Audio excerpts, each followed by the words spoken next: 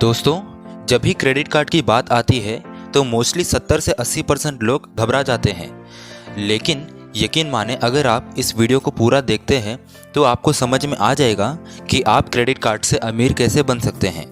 इस वीडियो में आप जानेंगे कि आपको सेविंग्स करनी चाहिए या नहीं, किस बैंक में अपना खाता खोलें, अकाउंट खोलते वक्त ज़रूरी जानकारी, और लास्ट में कुछ ऐसी सूचना मिलेगी, तो एंड तक ज़रूर बने रहिए। दोस्तों, उधार दो तरीके के होते हैं, अच्छे और बुरे, लेकिन दोनों ही केस में आप खुश नहीं रह सकते।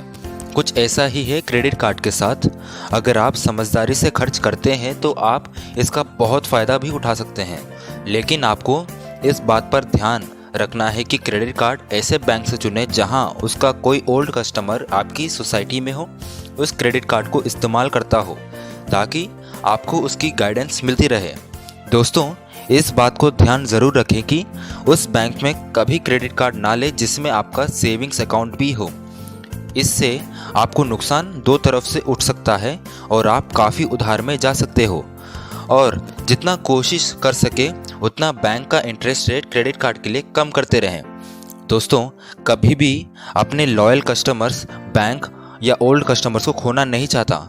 इसलिए जब भी कोई इंटरेस्ट रेट कम करने से मना कर रहा है तो उसे दूसरे बैंक की तुलना में गिनाते रहे, ताकि वो उसे मना ना कर सके। दोस्तों, जैसे भाषा इंसान को इंसान से जोड़ता है, वैसे ही पैसा का भी अपनी भाषा होती है और वो भी पैसे को जोड़ता है। तो हमें पैसे की साइकोलॉजी को समझना है, उसके इंटरेस्ट रेट को अच्छी तरह से समझना है, क्योंकि इसी का खेल है जो बैंक्स अपनी आमदनी बनाती है। और आप इसको समझ गए तो आपने 50% पैसे को अच्छी तरह से समझ लिया। दोस्तों, जैसे पैसा कमाना ज़रूरी है तो पैसे को खर्च करना भी बहुत ज़रूरी है, क्योंकि आप पैसे को बचाकर अमीर नहीं बन सकते। तो इसका सही तरीका है, आप पैसे को हर जगह डाइवर्सिफाई कर दें। पहले आप सारे एक्सपेंस को एक जगह लिख लें जो ज़रूरी है, क्योंकि बेफिजुल खर्चे करने से हमें बचना है। जब आप सारे ज़रूरी खर्चे एक जगह लिख देते हैं तो बचे हुए पैसे से आप थोड़ा थोड़ा करके इन्वेस्ट कर सकते हैं। दोस्तों, जैसे बूंद बूंद से पानी भरता है, वैसे ही आपको धीरे धीरे अपना पोर्टफोलियो को बढ़ाना ज़रूरी है। आप अगर जब जॉब होल्डर हैं तो अपने पैसे को कुछ हिस्सा पेंशन स्कीम में डाल सकते हैं, स्टॉक मार्केट में इन्वेस्ट कर सकते हैं, SIP कर सकते हैं, जो ये सब क्रेडिट कार्ड से भी पॉसिबल है। दोस्तों, पैसे को कमाने से ज़्यादा पैसे को बचाना ज़्यादा मुश्किल होता है।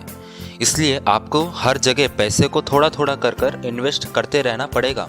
जिन्होंने ऐसा किया है उन्होंने लॉकडाउन के समय ज़्यादा मुश्किल वक्त नहीं गुजारा है।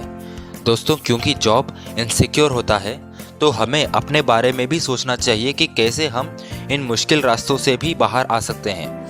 कुछ ऐसा ही है, छोटे छोटे रास्तों से हम अमीर बन सकते हैं।